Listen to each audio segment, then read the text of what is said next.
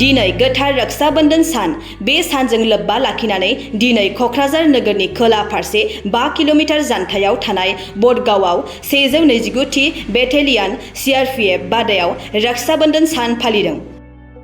हादोर रैखाथि आरो रायजो राजाफोरनि रैखाथिनि थाखाय साबसिन सिबिथाय होनायाव CRPF जवानफोरखौ थुलुंगा होनो आरो बिथांमोननि सिबिथाय होनायखौ मान होनायनि असिलायै सीमान्त चेतना मंच पूर्वोत्तर क'क्राझार दालायनि बानजायनायाव बे रक्षाबंधन सानखौ फालिनाय जादों। सीमान्त चेतना मंचनि सोद्रोमाफोरा CRPF जवानफोरखौ राखि खानानै मान बावो।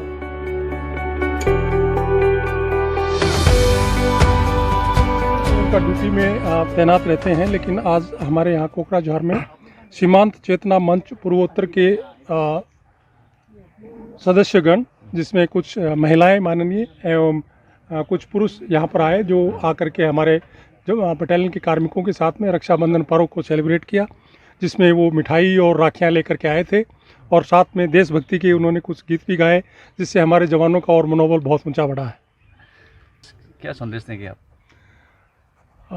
दिन रात तो काम करना ही होगा, जिस काम के लिए डिप्यूट हैं। इस तरह की स्थितियाँ लॉ एंड ऑर्डर की हैं, बॉर्डर पर हैं, इसके लिए हमेशा डिप्यूट रहना होता है, इसलिए सभी जवान व्यस्त रहते हैं अपने कार्य में। यंग जनरेशन के लिए क्या बोलेंगे सर? यंग जनरेशन को देशभक्ति का मादा अपने अंदर पैदा करना चाहिए, ताकि वो इस तरह की कोई असामाजिक तत्व होते हैं, उनसे समय पर उनको मुकाबला किया जा सके और ख़त्म किया जा सके। अभी कोकराझार में जो शांतिपूर्ण स्थिति हो रहा है, इसके बारे में क्या बोलेंगे? ये बहुत अच्छी खबर है, ये शुभ संकेत है, शांति की ओर बढ़ेगा, विकास होगा इससे।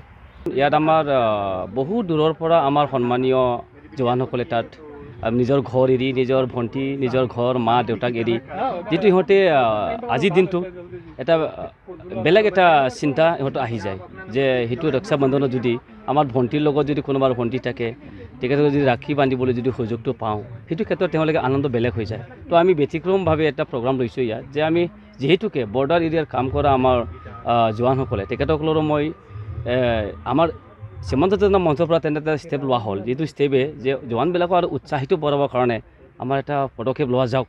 আৰু যিটো কাম আমি বৰ্তমান সীমা ইণ্টাৰনেশ্যনেল বৰ্ডাৰলৈ আমি কাম কৰি আছোঁ যিহেতুকে, তো তেখেতসকলক আমাৰ সন্মান দিয়াটো আমাৰ কাৰণে খুবেই দৰকাৰ বুলি আমি সেই প্ৰগ্ৰামটো আজি আয়োজন কৰা হৈছে। শান্তি পৰিৱেশ ক্ষেত্ৰত কি ক'ব, যিহেতু আজি ৰক্ষাবন্ধনৰ দিন, যিহেতু শান্তি বহুত ল'ৰা ছোৱালী বা এই ক্ষেত্ৰত এইটো মানিবলৈ নাই, শান্তি বস্তুটো আমি এইটো হৈছে অনুভূতি, আমি চিন্তা কৰিব লাগিব। শান্তি বস্তুটো সকলোৱে শান্তি বুলি শান্তি নাহে, শান্তিটো আমি নিজে গ্ৰহ কৰিব লাগিব।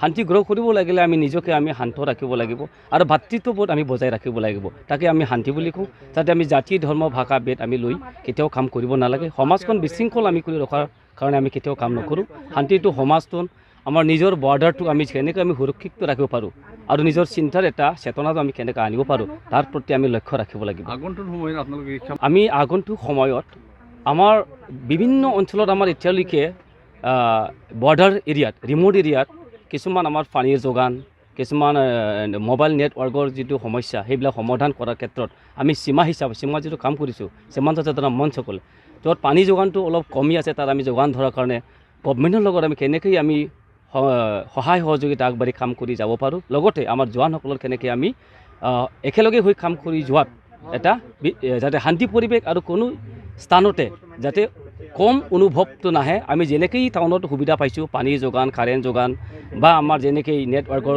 যেনেকৈ আমি পাইছোঁ, ঠিক তেনেকৈ আমি গাঁও লেভেলতো যদি আমি একে ফেচিলিটি দিব পৰাৰ কাৰণে ব্যৱস্থা যদি ল'ব পৰা যায়, তাকে আমাৰ চিন্তা সন্মুখত ৰাখি আমি কাম কৰিছোঁ। ধন্যবাদ।